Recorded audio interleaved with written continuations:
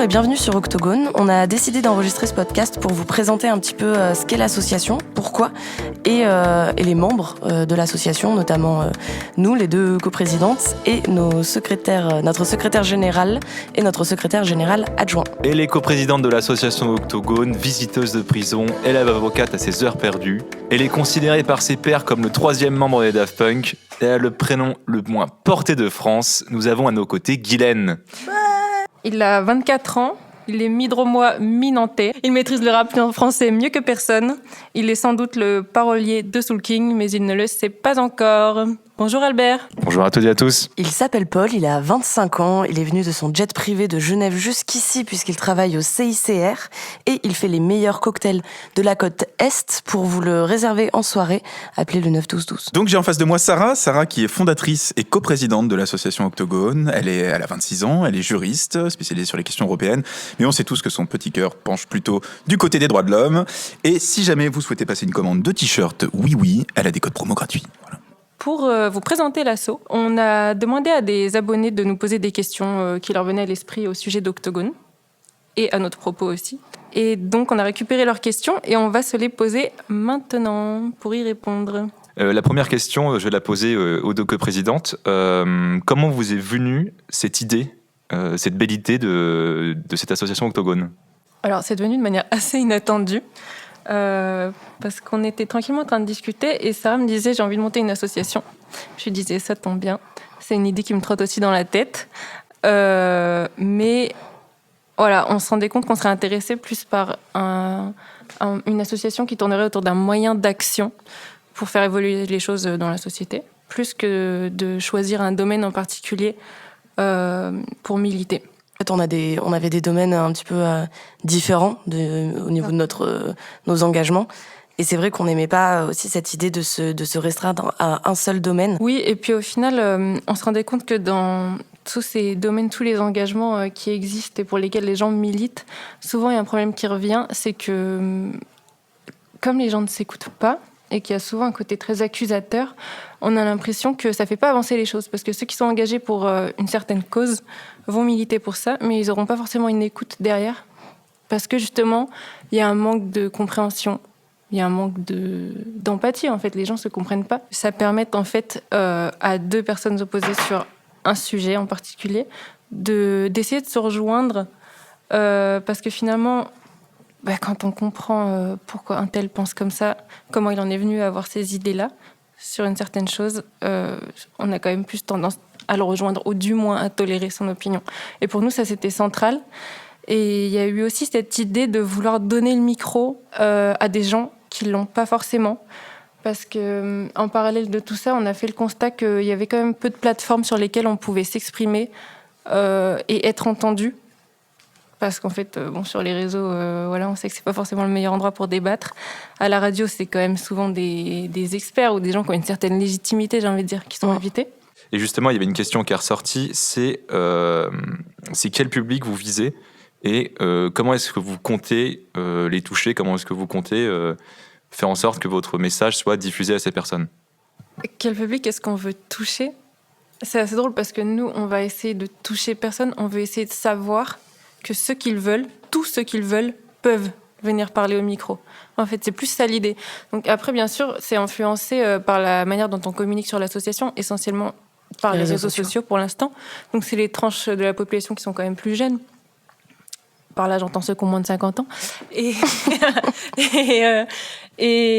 donc voilà, encore une fois, c'est ouvert à tous. On aimerait beaucoup avoir justement des débats transgénérationnels avec des personnes plus âgées qui viendraient discuter avec des plus jeunes sur des sujets qui peuvent être assez intéressants justement. Mais pour l'instant, notre public, il est lié à notre manière de communiquer sur l'association. Donc pour la question suivante, ce sera une question pour nos deux secrétaires généraux. La question est pourquoi est-ce que vous avez rejoint l'association ? Donc Albert ? En fait, quand je regardais un peu à l'époque la télé ou quoi, les débats sur différentes chaînes, je trouvais qu'il n'y avait aucune écoute, aucune entente, rien du tout, que c'était juste créer le buzz pour créer le buzz. Et je trouvais que ça n'apportait rien, que c'était très peu intéressant. Et je trouvais qu'apporter des débats constructifs avec des gens qui veulent vraiment échanger plus que juste crier dans un micro, c'était une très bonne idée. Et sinon, même le reste, en dehors des podcasts, le reste d'Octogone, le fait de donner de la parole à des personnes qui ne l'ont pas forcément, je trouve qu'aujourd'hui, c'est essentiel et très important. Paul ? Ouais, alors ça va faire un petit peu redite avec Albert, mais je pense qu'il y a une dimension un peu personnelle aussi chez moi, dans un sens où il y a une époque où voilà, je me suis politisé assez vivement, on va dire, et c'est vrai que ce moment-là était un peu particulier parce que j'ai réalisé d'une part que les débats que moi je pouvais écouter, donc les débats on va dire professionnels, donc ceux qui sont enregistrés sur les radios, etc., les plateaux télé, étaient souvent biaisés avec des acteurs, c'était toujours les mêmes d'ailleurs qui intervenaient, très peu d'entente, très peu de réaction vis-à-vis des arguments de l'autre, mais c'était plutôt une sorte de joute verbale. Voilà, qui clairement n'allait nulle part. Donc moi, même en tant que néo-politisé, ça me perturbait un petit peu. Et puis après, il y avait aussi ce côté de moi-même dans le débat, j'arrivais pas à trouver d'espace dans lequel m'exprimer calmement, de manière posée, etc. Qui de toute façon est compliqué quand on commence à avoir plein d'idées en tête et qu'on les organise pas encore et qu'elles sont pas claires. Mais aujourd'hui, moi, j'estime avoir atteint ce stade-là très agréable. Et cette association, a fait écho en fait à ça. Elle est parfaite pour ça. Elle offre ce cadre de discussion, de dialogue calme, que moi, j'ai vraiment très très hâte de voir où ça va nous emmener, quoi.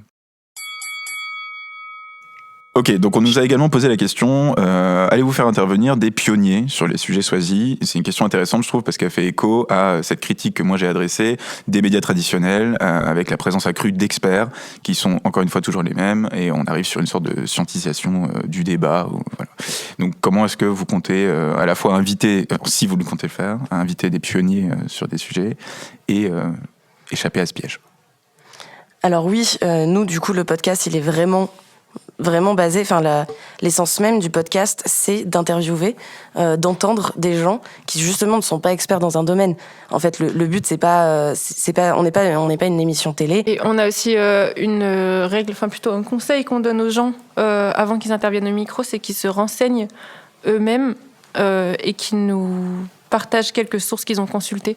Ensuite, s'ils sont d'accord, que nous on partagera avec les podcasts pour permettre aux gens justement d'avoir une sorte de panel de sources qui peuvent être différentes, surtout sur des sujets politiques. Voilà. Je voudrais quand même éviter la discussion de comptoir. Et on nous a fait la remarque plusieurs fois que c'était le risque. Et c'est pour ça qu'on aimerait que les intervenants renseignent leur avis avant d'émettre des larges théories. Mais comme le but, si je peux me permettre, c'était aussi de créer de l'empathie chez une personne qui, de base, n'aurait pas réussi à comprendre la pensée de l'autre. Est-ce que si ça, c'est le résultat d'une discussion de comptoir, est-ce que ça importe, au final, que ce soit une discussion de comptoir, du temps que le résultat est là ? Honnêtement, on a quand même cette préoccupation de faire quelque chose qui soit audible. Et disons qu'il y a un truc quand même, c'est que les podcasts, ils tournent autour d'un certain thème, d'un certain sujet qui a été choisi. Donc en fait, ça sera jamais une discussion de comptoir au sens où on se raconte un peu nos vies et on essaie de se comprendre l'un et l'autre. C'est quand même orienté sur un thème spécifique. Donc à partir de ce moment-là, même si on essaie de discuter et de se raconter nos expériences, il faut un minimum d'informations parce qu'on peut difficilement s'avancer sur un sujet sans absolument rien savoir. Je suis tout à fait d'accord. Mais c'est pour ça que les critiques de discussion de comptoir, au final, elles n'ont peut-être pas tant lieu d'être. Parce que vous, je sais que vous écoutez des podcasts, je sais qu'Albert en écoute beaucoup. Je voulais savoir un peu quel genre de podcast vous écoutez tous les deux et qu'est-ce qui vous plaît, qu'est-ce qui vous influence peut-être aussi. Je vais écouter quasiment que des podcasts qui sont portés sur la société de manière générale. Ok, mais déjà des débats aussi vague, mais et des débats aussi. Ok, d'accord. Aussi. Ouais. Mais surtout des interventions. En général, les podcasts, ils sont très, ciblés. C'est des grandes séries. Je sais que par exemple France Culture en a fait. Tu vois, la série documentaire LSD, ou alors Les Pieds sur Terre. Et ça, pour le coup, c'est vraiment un épisode va être focalisé sur un sujet ou un aspect d'un sujet. Et alors moi, personnellement, c'est vrai que je travaille pas mal dans le domaine carcéral, donc j'ai écouté pas mal de podcasts sur les prisons. Guylaine en a encore partagé un il y a pas longtemps. Voilà, et c'est très très très très intéressant d'avoir des épisodes de 45-50 minutes qui sont spécialisés sur un sujet. Et puis à la fin, comme c'est calme comme format, encore une fois, c'est très audible. Et tu parlais de podcasts audibles. Moi, j'aime bien au contraire quand certains podcasts sont clairement inaudibles. C'est un enfer de personnes qui se balancent des Oui, un peu comme les podcasts. Ouais, ou certains épisodes de 2 heures de perdu où c'est inaudible, je comprends rien à ce qui se passe, mais je trouve ça très marrant. J'écoute beaucoup ce que fait Fréquence Moderne, donc qui est aussi une association, et qui ont plein de podcasts différents. Certains sont arrêtés, d'autres ont continué. Donc tout ce qui est 20 minutes avant la fin du monde, Culture 2000, relire Tintin. Je sais pas si ça peut intéresser certains ou certaines. Et bien évidemment, 2 heures de perdu, qui est assez connu maintenant.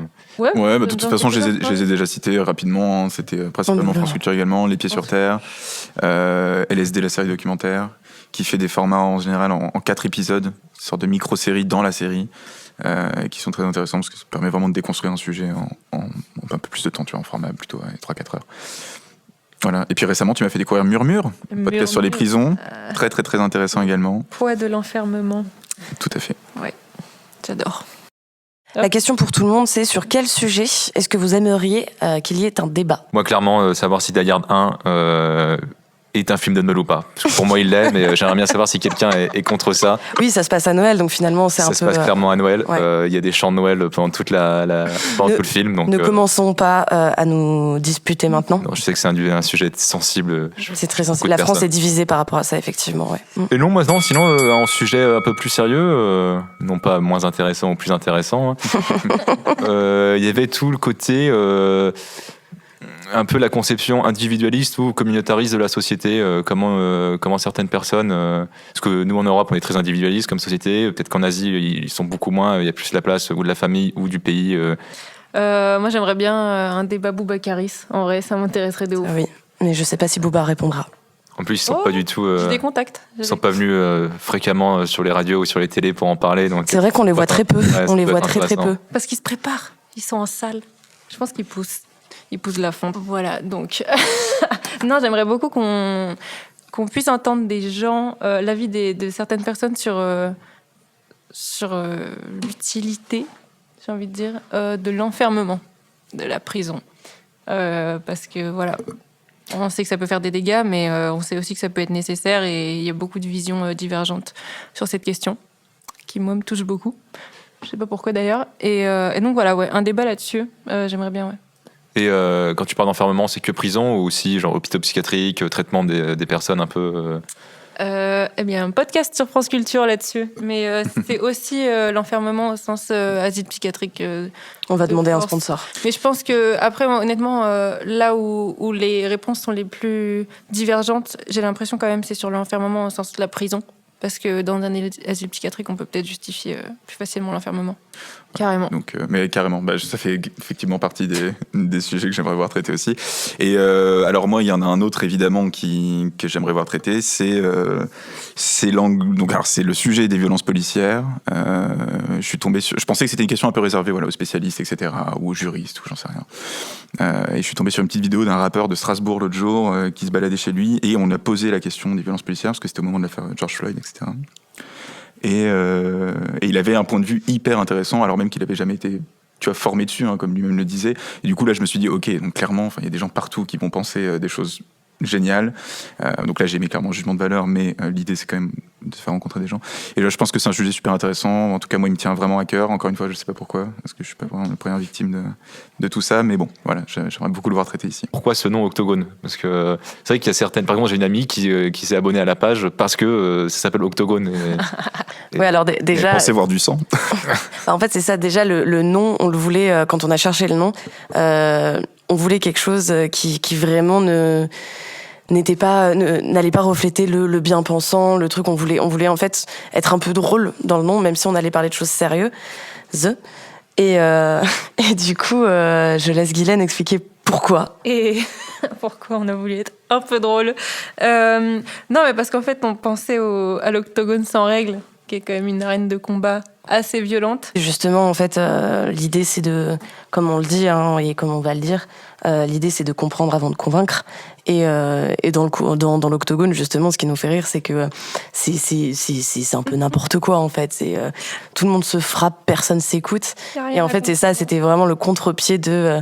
ce mot, justement, et puis il est simple, il est il se retient vite. C'est vraiment un mot assez flash. Et pour les gens de notre génération, voilà, l'octogone, c'est Boubacaris. C'est un peu, voilà, c'est ce truc un peu violent. Et du coup, on s'est dit, bah voilà, c'est le mot qui ne reflète pas du tout ce qu'on va faire. Et c'est pour ça que ça nous intéresse. Non, mais on est hyper contents de faire ça avec vous. Oui, bah nous aussi. C'est là-dessus que se termine notre tout premier podcast, présentation de notre association. On vous remercie de nous avoir écoutés. On espère que ça vous a plu. Et on aimerait aussi remercier Yvan et Thomas d'Eurotech pour la technique. Heureusement que vous êtes là. Hamza pour ton teaser. On remerciera aussi Antoine du compte Instagram Gaston-PRT qui nous a gentiment et exceptionnellement fait un logo. Merci aussi à vous tous pour votre générosité sur LOASO, ce qui nous permet de produire ce podcast. Et enfin, merci à tous nos abonnés pour votre soutien et vos questions. Et n'oubliez pas de noter le podcast, cela peut éventuellement beaucoup nous aider. Et rappelez-vous, on n'est pas obligé de se combattre. Merci à tous.